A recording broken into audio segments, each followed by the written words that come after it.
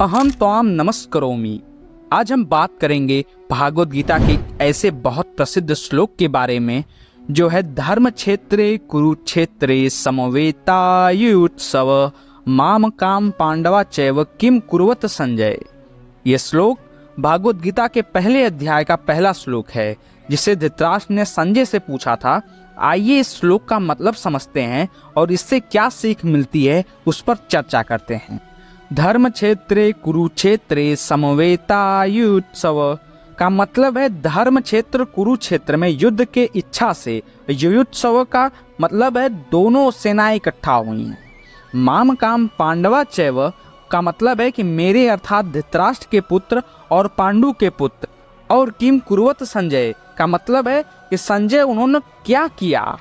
यह श्लोक धृतराष्ट्र के मन में छुपी चिंता को दर्शाता है। वो जानना चाहता है कि उसके पुत्र और पांडु के पुत्र जो युद्ध के लिए तैयार हैं, उन्होंने ये क्षेत्र जो धर्म का क्षेत्र माना जाता है वहां आने के बाद क्या किया। क्या ये धर्म क्षेत्र उनके फैसलों को प्रभावित करेगा।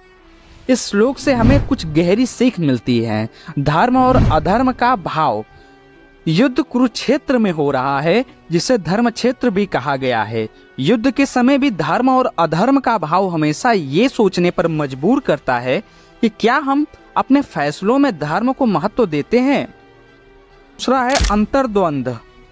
धृतराष्ट्र के मन में एक अंतर्द्वंद है। ये द्वंद हमेशा अपने जिंदगी में अपने फैसलों के बारे में सोचने के लिए प्रेरणा देता है। क्या हम अपने डिसीजन लेने से पहले अपने मानसिक संतुलन पर विचार करते हैं। कर्म की महत्ता। ये श्लोक हमें यह भी याद दिलाता है कि कभी जिंदगी में जो भी सिचुएशन हमारे सामने आती है उनमें हमारा कर्म कैसे प्रभावित होता है। कुरुक्षेत्र युद्ध के मैदान में जब दोनों सेनाएं खड़ी हैं तब सबसे ज्यादा महत्व उनके कर्म का है।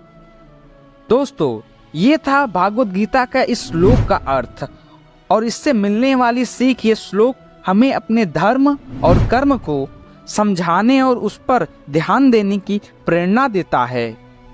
धन्यवाद। पुनर्दर्शनाय।